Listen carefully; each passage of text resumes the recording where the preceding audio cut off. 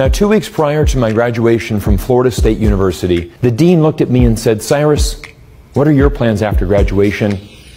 And I dropped a bomb on everybody when I said, "I bought a one-way ticket to Shanghai. I'm moving to China." I decided to start my professional career in China. Now, originally I went to China on a one-year work contract, and that one-year contract ended up being 10. Now, when you start working in China, you'll quickly realize that the Chinese people are actually some of the hardest working people that you'll ever meet.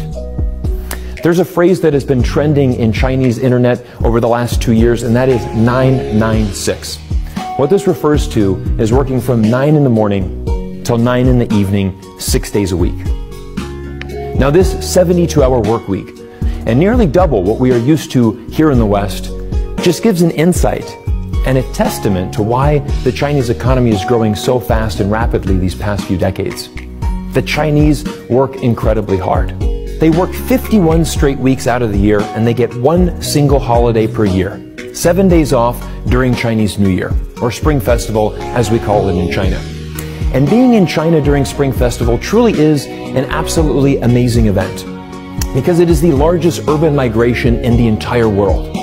You have hundreds of millions of people crowding into buses, into trains, planes, automobiles, whatever they can, and traveling 20, 30, sometimes 40 hours to make it home so they can spend China's most important holiday with their family.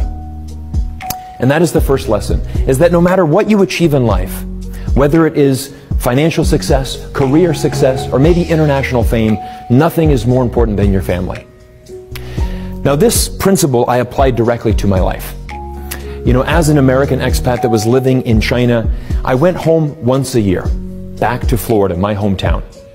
But along the way, I would make it a point to go to a very small town in Iowa to visit my grandmother.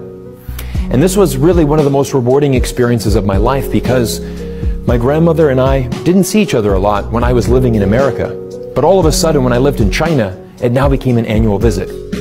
Ironically, out of all of her grandchildren, I was the only one that made an annual visit to Iowa to see her. And ironically, I was living 7,000 miles away on the other side of the world. But no matter what you do in this life, never forget your family.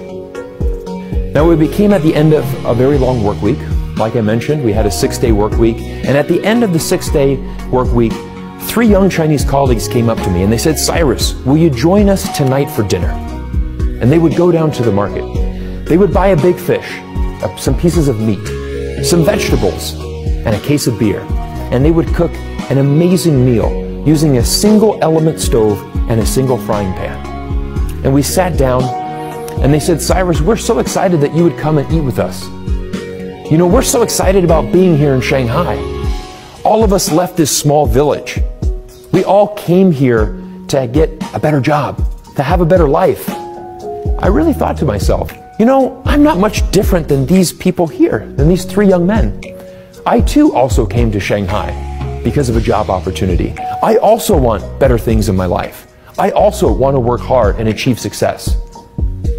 Sure, we look different, we have different skin colors, we have a different language, different religion, but at the end of the day, we're more similar than we are different.